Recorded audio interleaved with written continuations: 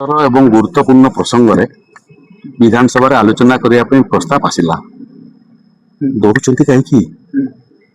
ଆପଣମାନଙ୍କର ଯେଉଁ ଷ୍ଟ୍ରେନ୍ ହେଲା ମହିଳା ରିଜର୍ଭେସନକୁ ନେଇକରି ସେଥିରେ ବିଧାନସଭାକୁ ଫେସ୍ କରିବା ଏବଂ ବିଧାନସଭା ରେ ନିଜର ତର୍କ ଏବଂ ପକ୍ଷ ରଖିବା ପାଇଁ ଡରୁଛନ୍ତି କାହିଁକି?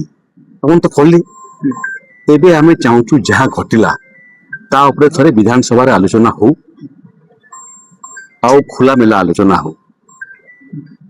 ଆମେ ଆମର ପକ୍ଷ ରଖିବୁ।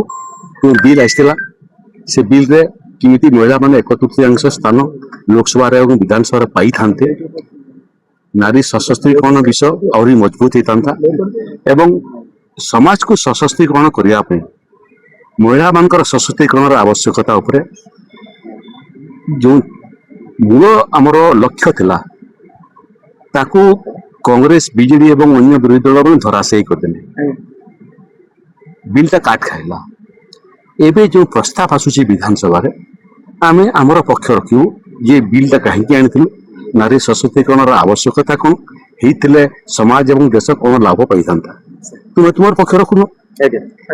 ତେଣୁ ପକ୍ଷ ରଖିବା ପାଇଁ ଭୟ, ପକ୍ଷ ରଖିବା ପାଇଁ ଶକ୍ତି ସାମର୍ଥ୍ୟ ନାହିଁ, ନିଜର ଉପରେ ବିଶ୍ୱାସ ନାହିଁ, ତର୍କ କହିଲେ ଲୁଚିକି ପଳଉଛନ୍ତି, ନହେଲେ ବିଧାନସଭାକୁ ଅବରୋଧ କରୁଛନ୍ତି ଆଉ ଗଭର୍ଣ୍ଣର ପାଖକୁ ଯାଉଛନ୍ତି।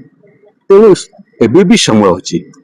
ଆସନ୍ତୁ ବିଧାନସଭାକୁ 30 ତାରିଖ ଦିନ ଯେତେ ଲମ୍ବା ସମୟ ଡିବେଟ୍ କରିବା ପାଇଁ ଚାହିଁବେ ଆମେ ସମୟ ଦେବୁ, ତାଙ୍କୁ ଶୁଣିବୁ, ତାଙ୍କର ତର୍କ ଶୁଣିବୁ ଏବଂ ଆମର ତର୍କ ମଧ୍ୟ ସେମାନେ ଥରେ ଶୁଣନ୍ତୁ ଏବଂ ଓଡ଼ିଶାବାସୀ ଦେଖନ୍ତୁ ଯେ ଅପରାଧୀ କିଏ, ନାରୀ ସଶକ୍ତିକରଣ ଏବଂ ନାରୀମାନଙ୍କର ପାଇଁ ସଂରକ୍ଷଣ ବ୍ୟବସ୍ଥାକୁ ଧୂଳିସାତ କରିବାରେ ଅପରାଧୀ କିଏ।